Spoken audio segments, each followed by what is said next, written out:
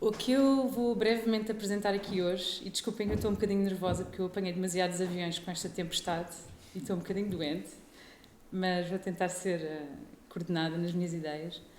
É uma pequena apresentação à volta de conceitos ecológicos e que eu tentei passá-los para temas que também podem tocar a linguagem do desenho.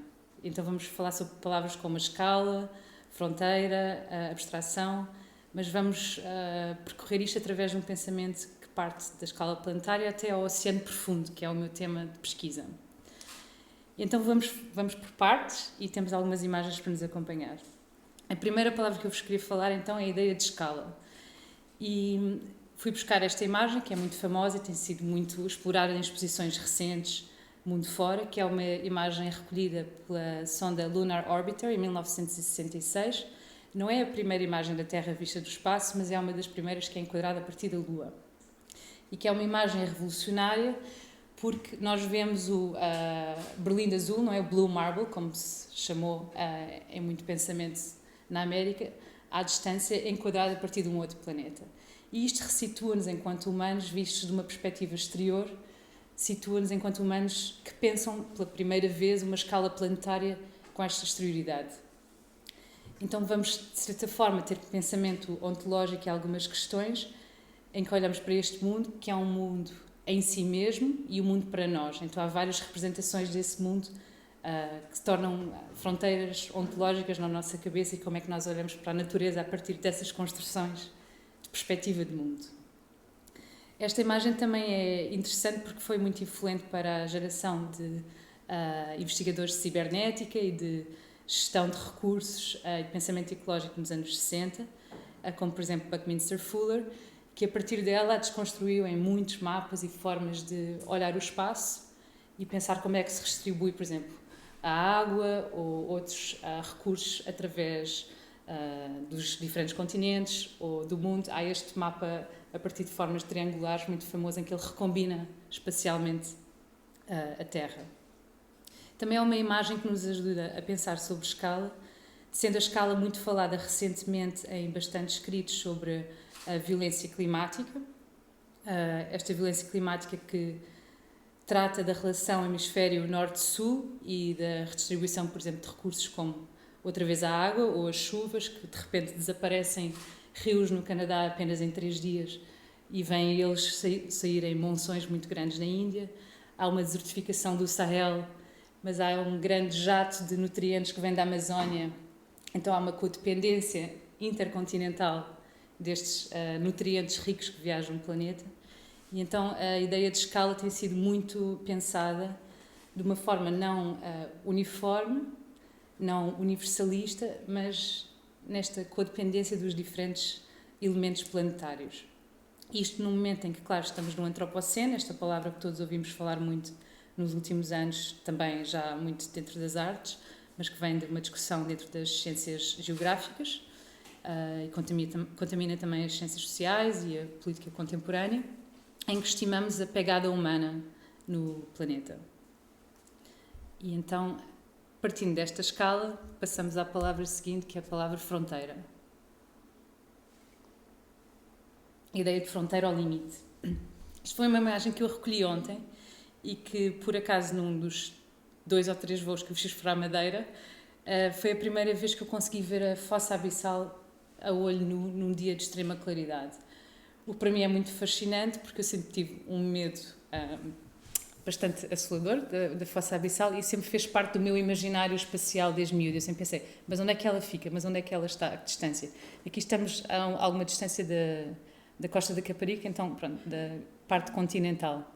E temos esta imagem super clara desta divisão do que é que será juntar a placa continental e onde é que entramos nessas planícies abissais, nesse imaginário mais desconhecido. Então a ideia de fronteira é tão interessante porque andamos em muito do pensamento sobre o oceano a pensar sobre esta última fronteira que é o mar profundo. O mar profundo não mapeado, que temos cerca de 15% de alguma resolução de mapas do mar profundo. Os outros são vagas ideias de volumetria, que eles chamam batimetrias, são pequenos pontinhos muito abstratos. e num planeta que é 70% água, que ele deveria chamar o planeta oceano e não o planeta Terra, temos este grande desconhecido. E então a ideia de fronteira é cada vez mais próxima, e eu hoje acabarei a apresentação com um pequenino filme sobre isto, colaborativo que fiz com alguns artistas.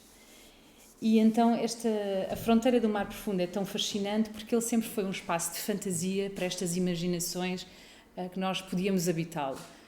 Primeiro pensava-se que era um espaço vazio, desolado, sem nada. Depois habitado por uma espécie de um humus, de umas pastas viscosas e de umas algas que se transformavam, ou de uma espécie de plasmas. Depois começou-se a pensar em diferentes formas de extrato, de extratos geológicos, em monstros magníficos. A imaginação do mar profundo foi mudando ao longo dos séculos. Ele também foi uma espécie de um subconsciente de como é que nós olhávamos para a água e para os oceanos. Um subconsciente onde se projetam desejos, se projetam fantasias, mas um subconsciente para onde também se recalcam e deitam coisas fora, como, por exemplo, armas químicas no Báltico, ou bastantes despejos radioativos ao longo de vários atóis, onde foram feitas experiências também no século XX. Um espaço que é ele militarizado, é um espaço de escuta, é um subconsciente que ele está unido, eletrificado e unido a nível de sinais que se vão ouvindo. Havia uma série de altifalantes e diferentes formas de hidrofones estendidos no Atlântico Norte, postos pela América, que agora são utilizados para mapeamento da migração das baleias. Na China há a grande barreira sonora da China, que é um sistema de escuta debaixo d'água, também tudo ele eletrificado. Ou seja, este espaço do subconsciente do mar profundo é todo ele muito misterioso e habitado por uma série de sinais e ruídos que vamos tentando descodificar. Este também é um espaço onde projetamos atualmente os desejos de procurar novos recursos materiais, novos recursos minerais e metais, numa época em que falamos cada vez mais da economia azul. E é algo que vai povoar todos os nossos telejornais nos próximos anos. Já está a sair em bastantes jornais, já está em bastantes conferências, já está nas agendas governamentais, mas esta toda a ideia da viragem para o mar, esta última fronteira de recursos a explorar, está cada vez a ser mais expandida. Então este Wild Wild West do mar profundo vai ser de certa forma desbravado como se fosse uma nova corrida ao ouro. Hoje eu queria vos vir falar, o próximo tema é contaminação e extração. E uma das paisagens geomorfológicas que eu vos queria vir falar são os campos hidrotermais. São estes maravilhosos vulcões submarinos que são formados ao longo de muitos milhões de anos e estão espalhados por todos os oceanos, essencialmente junto a falhas tectónicas. Temos muitos deles ao largo dos Açores e são vulcões submarinos bastante ricos, que estão a grande profundidade e onde estas nuvens de fumo negro, eles foram descobertos em 1977 ao largo de Galápagos e fotografados em 79 pela National Geographic.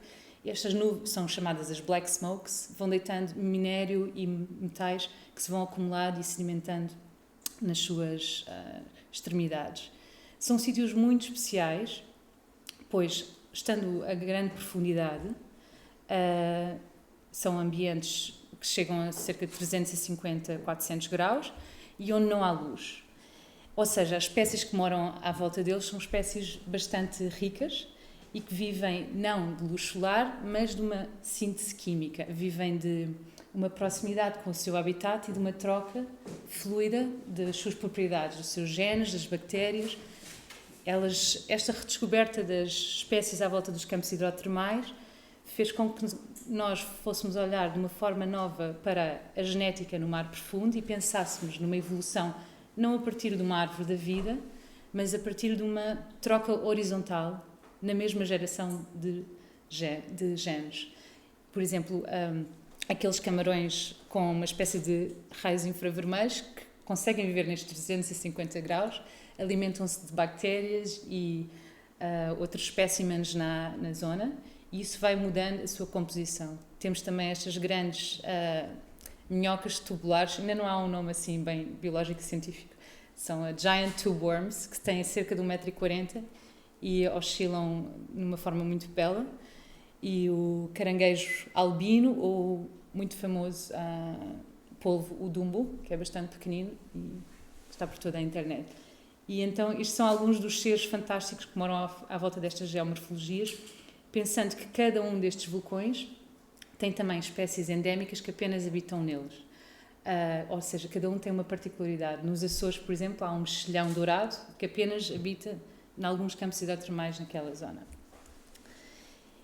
E então, estas fronteiras dos campos hidrotermais, apenas descobertas nos anos 70, começam agora a ser vistas como um espaço de exploração mineira, que ainda está ele a ser planeado, já é discutido desde os anos 60, 70, desde a altura da Guerra Fria. Diziam que procuravam submarinos, mas andavam à procura de recursos minerais já, e há tecnologias a serem desenvolvidas ainda não aplicadas.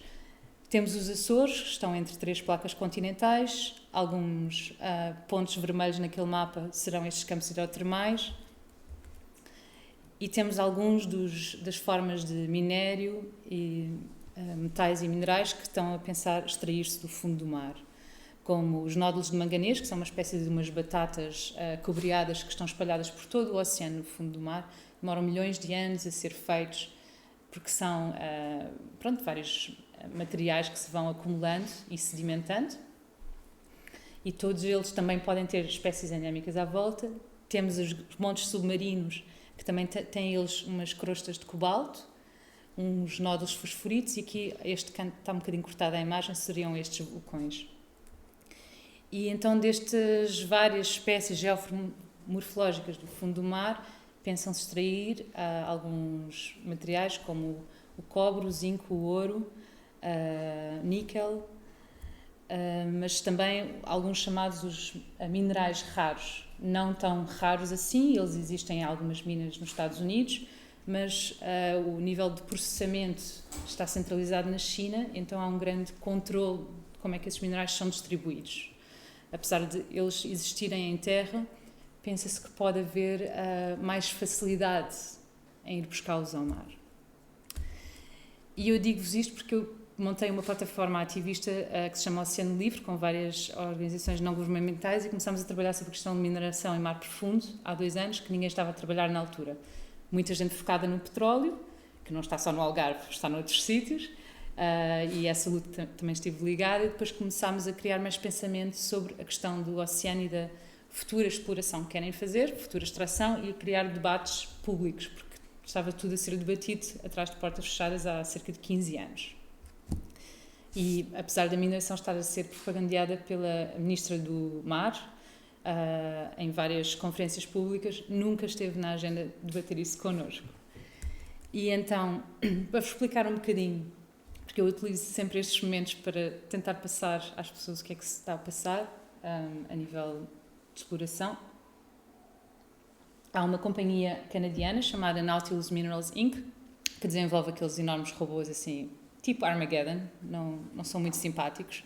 Temos as pessoas naquele ponto pequenino ali amarelo, aquilo são os modelos, e estes robôs seriam enviados para o fundo do mar, onde eles vão partir, quebrar, dragar o fundo do mar, retirar material, enviá-lo para um navio, onde ele é processado, reenviar os detritos de novo, que são espalhados. Ao fazer isso, claro que vamos ter uma imensa destruição de habitats, vamos ter a remoção de diferentes matérias que estão implícitas na forma de alimentação dos animais, vamos ter a sobrenutrição dos animais quando expelimos matérias e eles estão habituados a tão poucos nutrientes e as coisas tão lentas a desenvolverem-se no fundo do mar. Temos também a industrialização excessiva, que isso causa muito ruído, que vai corromper com a comunicação das baleias e dos cetáceos, mas não apenas, porque sabemos que eles utilizam a ecolocalização, dependem do som para se encontrarem, para navegar, para encontrar comida, para migrarem. No caso dos Açores em específico, isso vai mudar grandemente a migração dos cetáceos na zona. E também temos a questão da luz excessiva num ambiente pelágico que não está habituado a essa exposição. Então, o que eu vos posso dizer é que não há concessões ativas, mas desde 2008 que estão a ser negociados cerca de 7 espaços onde esta companhia canadiana, num conglomerado com várias indústrias mineiras e a Academia Portuguesa estão interessados em explorar. Aí temos os geólogos muito interessados em ir ao fundo do mar, que nunca têm recursos, extrair informação, mas com funding e dinheiro das empresas mineiras. Então temos ali logo um problema de exploração, remoção, destruição de habitat, estudos ambientais feitos e financiados pela própria indústria. Isto tudo sem ser discutido connosco. E pronto. Então há uma grande... há uma mina de ouro a entrar na Academia Portuguesa e há um grande conflito sobre o que é que se faz ou não. Isto ainda está num nível hipotético, a questão da mineração, simplesmente porque os tubos de sucção, que podem ir de 1.600 metros a 5.000 metros, hipoteticamente, envolve muita pressão e isso é mais delicado e essa parte ainda está a ser desenvolvida. Mas sabemos que há a indústria chinesa e japonesa que já está a fazer testes nessa zona do globo e também na Papua Nova Guiné, ou seja, de certa forma as coisas estão a avançar e ainda há um olho em cima dos Açores. Isto porque a extração no mar acontece eventualmente não só em águas territoriais, e pensem que nós estamos a aumentar a nossa plataforma continental para também ter mais soberania sobre recursos, mas também em águas internacionais, o que é legislado por outro corpo de lei. Pronto, é um mapa com algumas distribuição só dos campos hidrotermais, mas depois há outras formas que se querem extrair.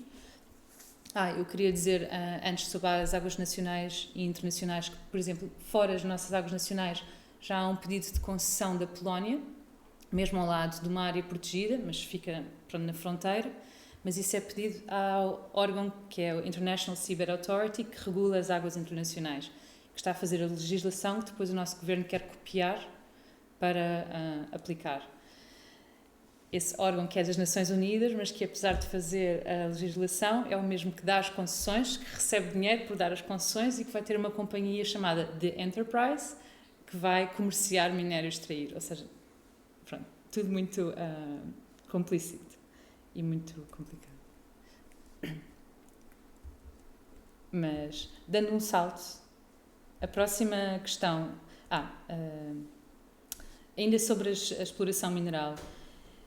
Segundo vários estudos da Universidade de Sydney, nós não precisamos de minerar para fazer uma transição para as renováveis. E aí é que se falava tanto numa escassez de minerais e de como era necessário ir ao fundo do mar para fazer essa transição devido aos carros híbridos, aos carros elétricos, às eólicas, etc. Mas já há estudos que nos falam sobre a reciclagem de materiais em terra, sobre as minas que existem, sobre o que podemos utilizar. Por isso, há mitos falsos que têm que ser desfeitos e há um imaginário mineral e material que tem que ser construído para conseguirmos avançar. Nós precisamos de mais informação e debate e aí, se quiserem, podem ir ao nosso site que é oceanlivre.org e ter alguma informação e em breve vão haver mais discussões, mas já nas várias cidades continentais e também muito nos Açores tem havido já algum debate.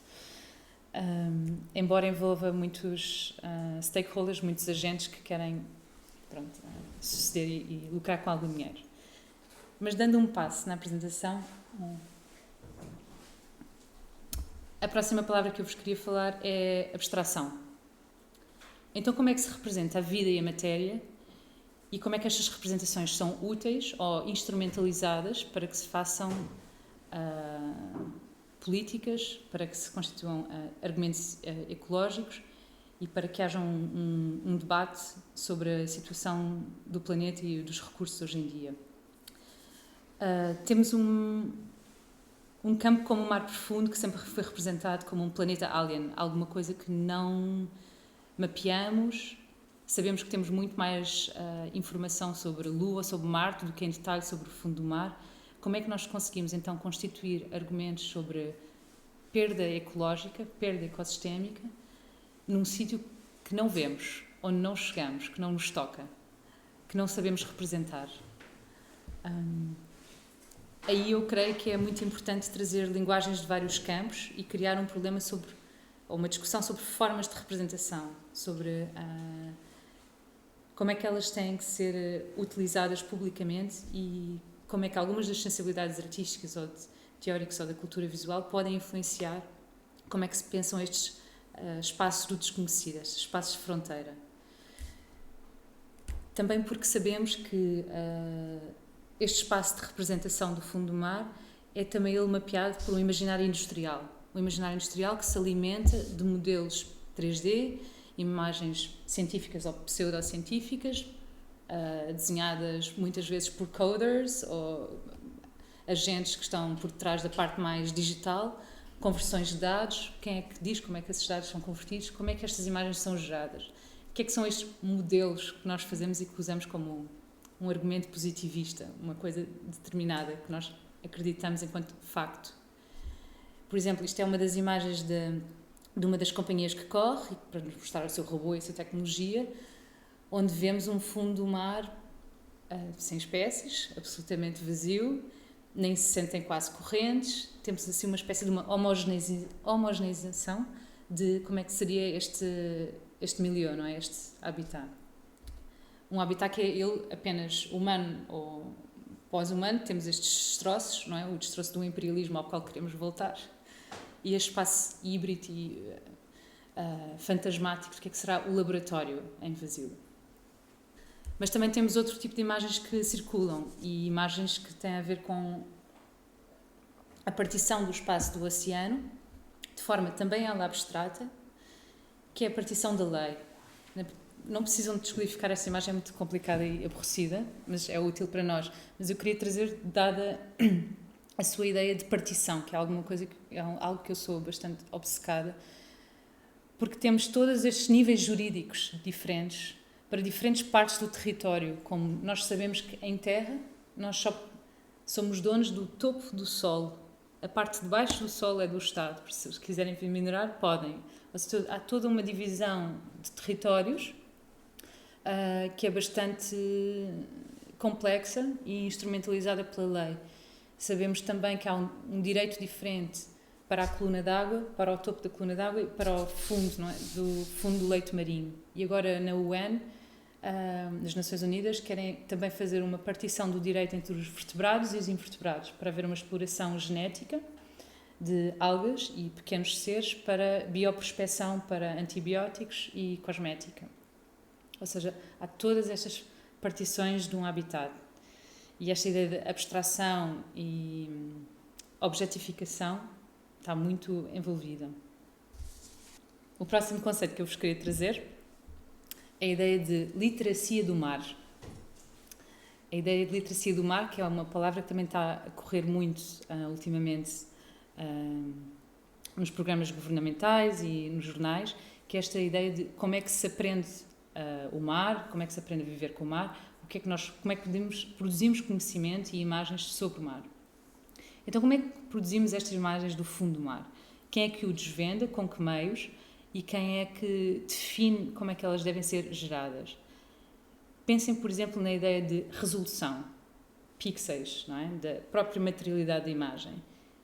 Que ferramentas é que definem essa resolução e como é que essa resolução é instrumentalizada? Nós sabemos, por exemplo, que no Google Maps, diferentes partes do mundo que vemos têm diferentes resoluções a nível de pixel, e que isso é instrumentalizado não só pela Google, mas pelos diferentes Estados-nação que decidem que, por exemplo, este subúrbio eu não quero fotografar tão bem. Ou esta estrada é militar, vamos apagá-la. No fundo do mar, neste faroeste não mapeado, há também muita resolução por ser debatida. Ou seja, isso é feito pelos cientistas, pelos governos. Teremos nós algum impacto em pensar como serão feitos esses imaginários do fundo do mar? Serão eles só científicos? Ou o que é que os artistas também podem trazer? Há muitas pessoas a trabalharem sobre o oceano hoje em dia, não tantas sobre o fundo do mar, mas há uma grande geração de artistas a trabalhar sobre os oceanos e questões, não só de colonialismo, mas questões genéticas, mais performáticas. Há imensas fundações a trabalhar sobre esta viragem. Mas também pensando nestas imagens, pensar como é que elas circulam, não é? Eu estive numa conferência recente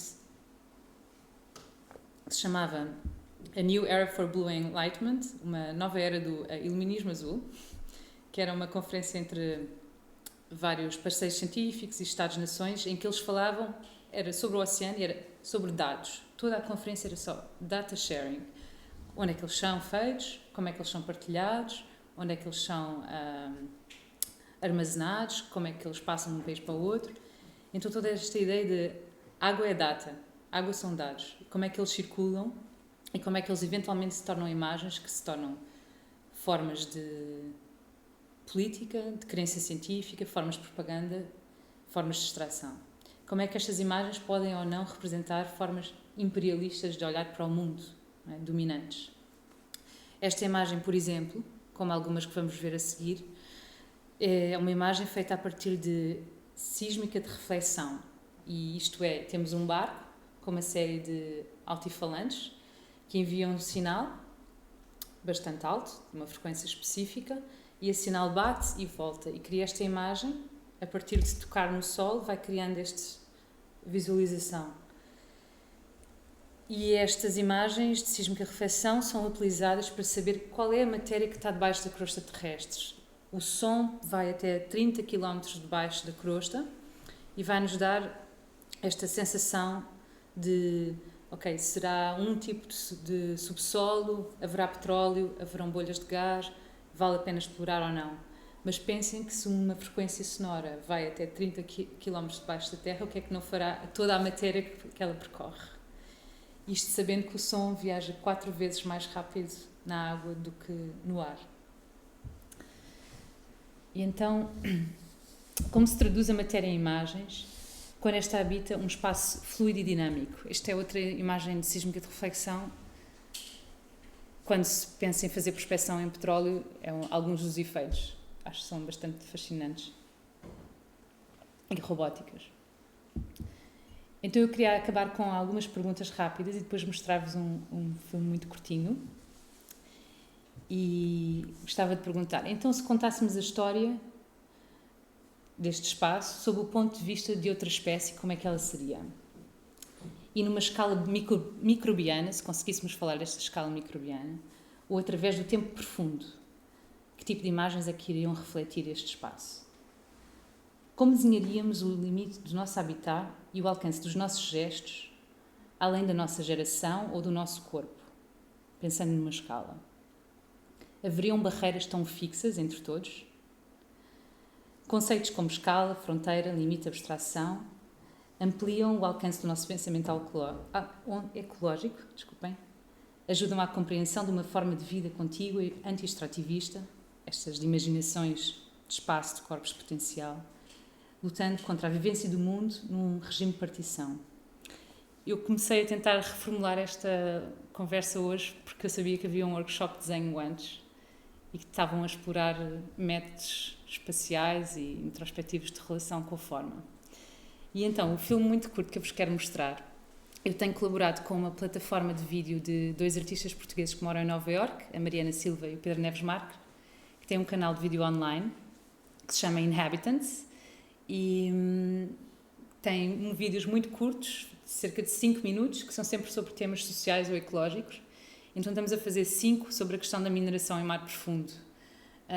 Já fizemos 2, estamos agora a editar o terceiro que fizemos nos Açores e este chama-se Deep Frontiers. Foi feito com um antropólogo da ciência do MIT, que é o Stefan Helmreich, que só escreve sobre ondas, que nós adoramos. E em inglês, desculpem, não está traduzido, mas acho que dá para perceber.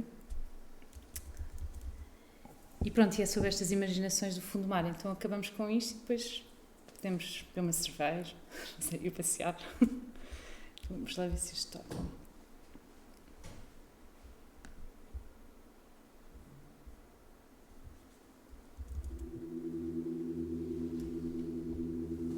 When did the deep sea become a frontier? What was feared for many centuries as a mysterious realm of sea serpents became, in the early 19th century, a space imagined as static and barren. Empty of currents, empty of temperature changes, empty of nutrient exchanges, empty of life.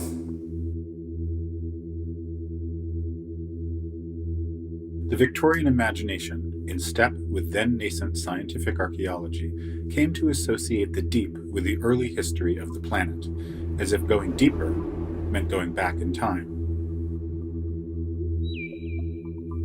The bottom of the sea was imagined as covered with primeval life forms, or a primordial ooze, which naturalist Thomas Huxley called Bathybius haeckelii, in honor of Ernst Haeckel, the German biologist who had put forward the existence of a protoplasm from which all life had descended.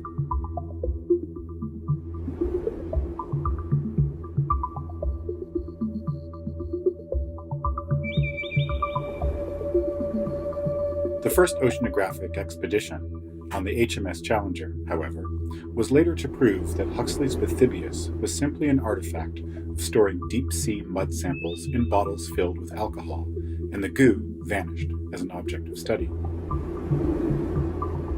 Starting with the laying of undersea telegraph cables from the late 19th century on, marine science found the recesses of the deep to be full of creatures, anemones, squat lobsters, sea cucumbers, and much else, living in environments as diverse as anything terrestrial.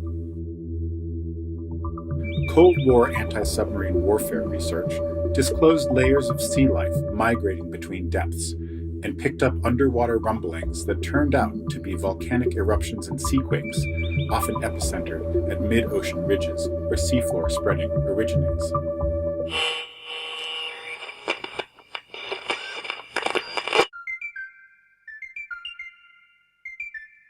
In 1977, geologists diving in submarines on the undersea Galapagos Ridge in the eastern Pacific Ocean first located hydrothermal vents. Seawater was seeping into the mid-ocean ridge, heating to great temperatures and reacting with magma, exiting vents as plumes of black smoke. 2 years later, biologists found a group of organisms adapted to life in the vicinity of such mineral plumes. They found microbes that metabolized using not photosynthesis but chemosynthesis, the production of organic materials using energy from chemicals, poisonous to most other organisms.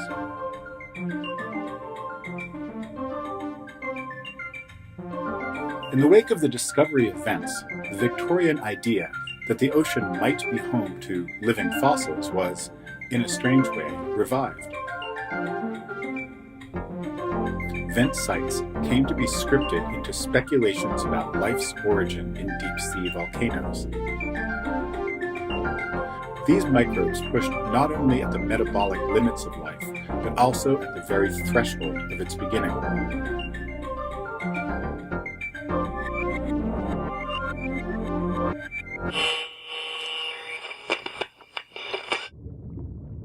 Some scientists and conservationists have cast the seafloor as the last unexplored wilderness.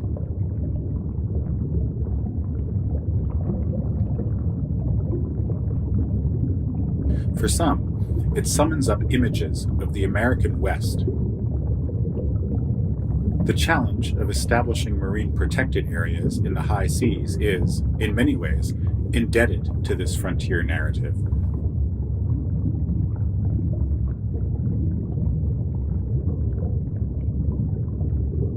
Even at the ocean's deepest point, human-made pollution precedes human exploratory reach.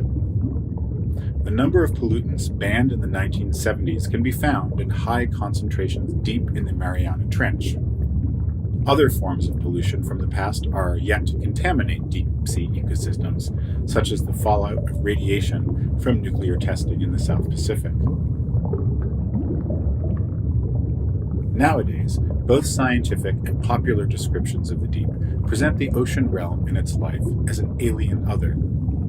Perhaps in an attempt to gather some of the enthusiasm that space travel conjured in the 20th century for 21st century earthly exploration. The deep sea is multiplying biology's knowledge about the possibilities of life, both on Earth and on other planets. The quest for chemical compounds and genes in the bodies of deep-sea vent microbes and critters rewrites the ancient life-giving ocean as a techno-scientific frontier, to be explored with a can-do commitment to comprehending, taming, and commercializing a vast wilderness.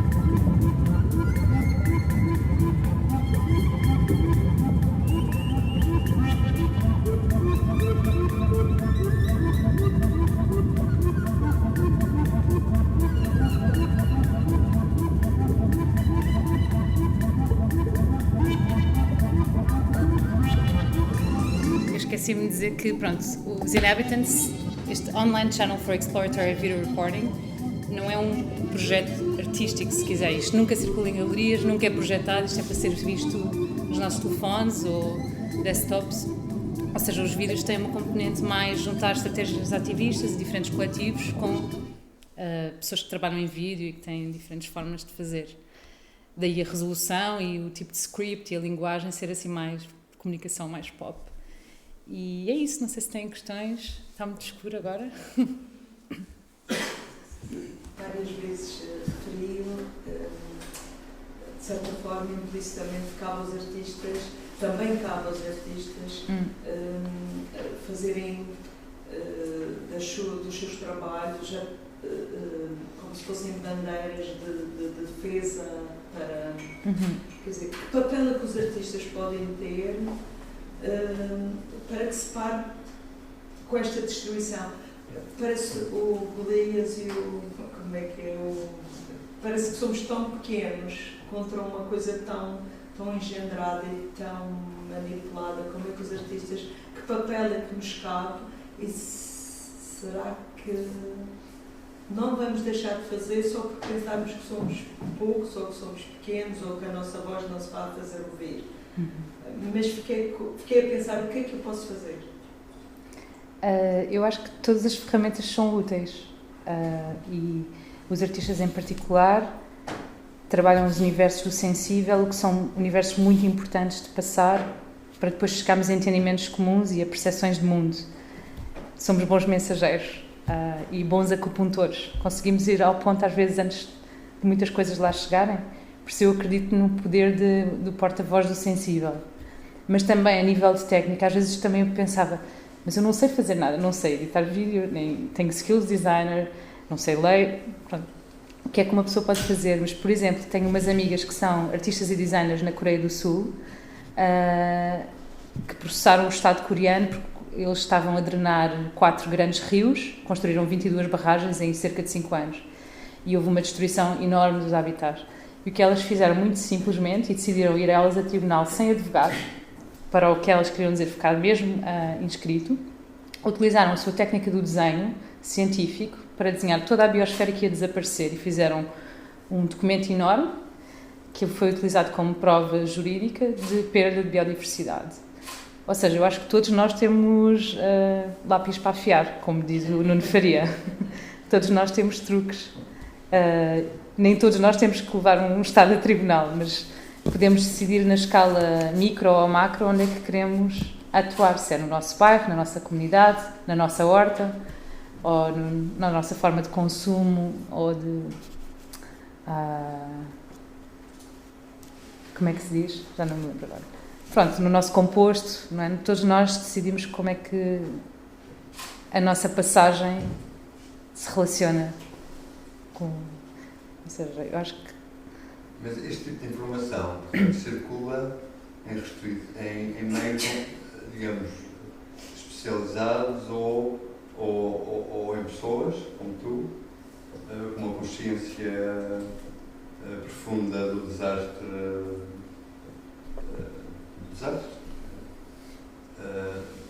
Porque eu não sinto isto ainda como, quer dizer, fala-se dos oceanos, há uma grande,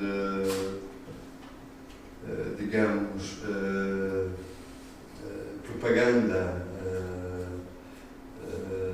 quando se diz, por exemplo, que o facto do Polo Norte estar a derreter abre-se novas vias marítimas, isso é útil porque é a velocidade, é o comércio, é esta riqueza que é um desastre, tem essa consciência absoluta. Mas agora sinto que está um bocadinho arredado, por exemplo, dos discursos dos políticos. Não se vê mesmo os partidos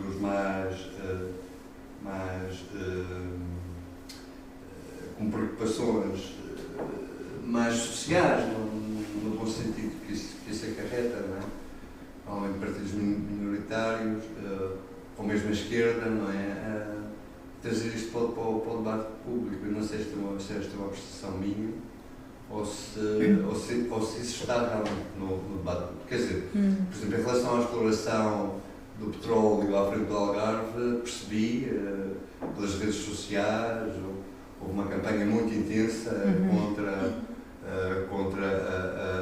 a exploração petrolífera. Não sei os resultados, devo confessar, não sei se conseguiram travar, se foi só um adiamento ou se saiu outra vez da agenda das notícias, que a gente sabe que são sobrepostas e levam-nos ao atordoamento e ao esquecimento.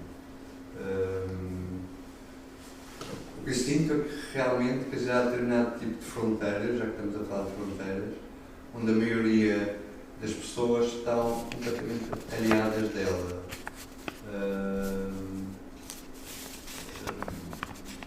Não sei qual é a percepção que tens disso. De fronteiras aliadas, quais fronteiras? Tipo estas, Sim. Tipo, esta corrida para este oeste, que é a riqueza que se espera da exploração. É porque, quer dizer, torna-se um pouco trágico perceber que todas essas corridas para a riqueza, a pobreza causaram, não é? A destruição. Por exemplo, pensando na corrida ao ouro ou na conquista do oeste selvagem, não é? O que significou em termos de perca humana. E agora, quer dizer, parece-me que as coisas repetem-se, não é? E com uma certa impunidade.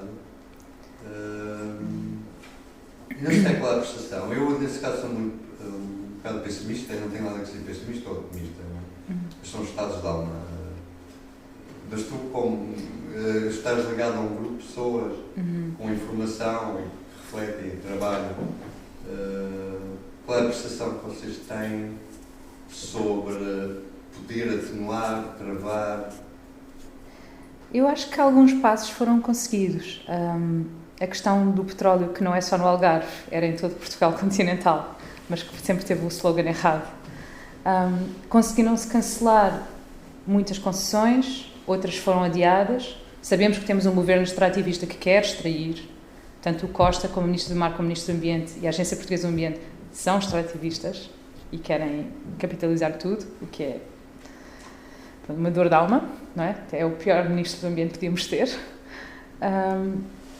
Mas, mediante isto tudo, acho que em momentos de pressão há momentos de insurgência e o que foi feito a nível de colaboração entre municípios e autarquias no Algarve foi bastante louvável, em que tínhamos vozes públicas muito fortes e a defender não só a zona protegida Ria Formosa, mas outras áreas, a falar com um pensamento também mais global, e criou-se uma consciência ao nível de 5 anos de luta em que estamos mais rijos, ou seja, quando as coisas apertam há que fazer frente. Há um motivo em que esta geração dos anos 70 é tão importante, dos poetas experimentais e no pós-25 de Abril, em que a sua insurgência e a luta de Ferrel, nós não temos energia nuclear. Nós somos um dos poucos países europeus que não têm energia nuclear. E isso é incrível. Ou seja, eu ainda sou uma pessimista otimista. Porque, assolada por pensar numa escala planetária e ver o caos que está, não é? E olhando para artigos sobre caos climático todos os dias, ao mesmo tempo eu tenho que agarrar a escala da micropolítica para me motivar a crescer as minhas plantas e a nutrir as pessoas que encontro. E não sei, mesmo com a questão, por exemplo, do Trump estar a apagar os dados climáticos e a agência de clima, e é uma loucura o que se está a passar nos Estados Unidos, e ele estar a desconstituir áreas reservadas para mineração e toda a pressão indígena que tem feito.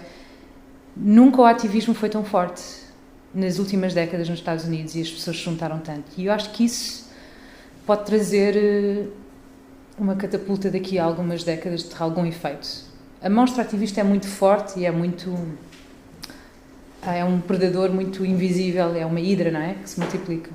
É complicado. E é essencialmente patriarcal e branco, o extrativismo. Por isso é uma forma de imperialismo que tem que se lutar. Mas pronto, temos que acreditar nas escalas possíveis. Acho que é isso. E acho que há alguns partidos políticos que poderiam ter uma visão mais forte. Pensamos que o partido tem muita gente e há muita gente muito consciente sobre o que se passa e às vezes a noção geral do partido e a sua posição pública não reflete toda a textura da camada das pessoas que lá estão. Mas, por exemplo, a semana passada em Lisboa houve os encontros ecossocialistas internacionais em que estiveram cerca de 200, 300 pessoas, 4 salas cheias num liceu a discutir todos os dias diferentes temas nesta área e foi bastante, fascinante. Vieram pessoas também de Dakota Pipeline, em North Dakota, nos Estados Unidos, da Bolívia, sobre os direitos da água. Estavam várias pessoas do Bloco, de movimentos, pessoas independentes. Eu nunca vi a classe ativista ecológica tão nutrida também, por isso. Sim, também, ainda no seguimento que o Maurício disse, eu também sinto que realmente há uma força muito maior. Sentiu-se imenso com o petróleo no Algarve e com a quantidade de pessoas que se uniram de lugares diferentes e de associações diferentes. Eu lembro de uma reunião na Praia das Maçãs, onde estavam 5, 6, 7 ou 8 associações diferentes e de zonas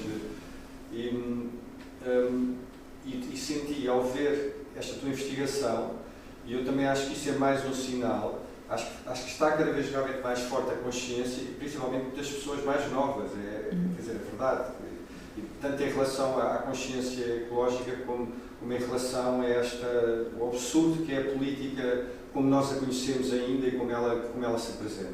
Não é? E ao ver isto, o que eu sinto é que tu estás a chamar realmente a atenção quase antes do tempo, não é? Antes da realização desta exploração. É como se, eu também acho que isso é um reflexo então desta luta de muitas pessoas e desta ligação também que existe cada vez mais forte entre pessoas, das novas gerações, para prevenir que isto venha a acontecer. Porque nós não tivemos sequer palavra com a exploração do petróleo e em relação aos furos petrolíferos. Foi uma coisa que foi dado adquirido e já estava, e já havia petróleo dentro dos carros e ninguém... Agora, isto pode ser impedido e quanto mais depressa, melhor. Quanto mais depressa a consciência começar a nascer assim, em zonas, que seja num telemóvel, num vídeo que aparece durante 3 minutos, ou que seja, isto multiplica-se. Isto para mim é em parte surpresa, realmente. Como tu, quando falaste ontem ali embaixo, eu perguntei, mas é o petróleo? Quer dizer, é uma coisa, realmente há uma ignorância enorme nossa, minha também, deste fenómeno. Depois há outro lugar na relação com a arte que tu falaste que eu acho que é muito interessante, que é a representação, realmente, as representações que nós temos técnicas e tecnológicas, de computadores e de robôs, mostram as imagens do fundo do mar, para já, atrozes, retirar toda a vida, toda a fauna daquele lugar, existia o barco novo, e lá embaixo existia o barco naufragado, existia o explorador, o robô explorador. Bem, se formos mesmo a ver, é a mesma coisa. Pronto, são aquelas imagens também de venda de produtos, por exemplo, de produtos tóxicos ou de produtos que nós vemos no design industrial, que é atroz, não é? Que é uma coisa que se liga realmente. É incrível como isso está tão ligado também ao nosso imaginário, à nossa representação da política, dos lugares da política, mesmo da Assembleia da República, onde não se ouve uma música, onde não se ouve, onde ninguém dança, onde ninguém pode pintar as unhas, onde ninguém pode... toda essa... e a representação, pronto, e a representação realmente dos artistas aí, ou da consciência que uma imagem pode fomentar e pode gerar, parece-me um lado... E só para acabar, lembrei-me também, quando estava a ver o vídeo, realmente, porque fiz a escala por contiguidade, de termos feito o workshop agora, e desta consciência, realmente, há uma consciência em nós, eu acho que também cada vez mais, e nas novas gerações eu vejo isso, há uma consciência cada vez maior de que para transformar o mundo, se queremos mudar o mundo, não sei o quê, temos que nos mudar a nós próprios primeiro e acima de tudo, porque sem existir essa consciência própria, não é, de nos conhecermos o melhor que conseguimos, é que cada um se conhecer o melhor conseguir esse movimento, e disseste há pouco, utilizaste uma expressão de que esse contra-movimento será então muito mais efetivo, muito mais poderoso quanto vier do interior que está em si resolvido e que por isso, por estar resolvido, tem essa compaixão para todo o ambiente, para todos os seres, para o oceano, seja um cão, seja um gato, mas eu fiquei, para mim foi uma grande surpresa e realmente isto, e sinto que é uma coisa que é de agora mesmo, que é uma coisa de agora, não é uma coisa que está fora nem para a frente, não.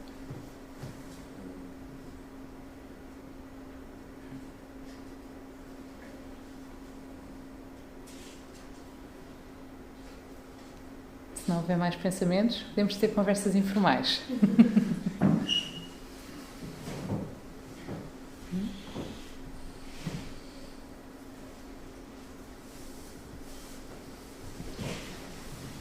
Pronto, obrigada por virem. Obrigada por partilharem. Obrigado, Margarida.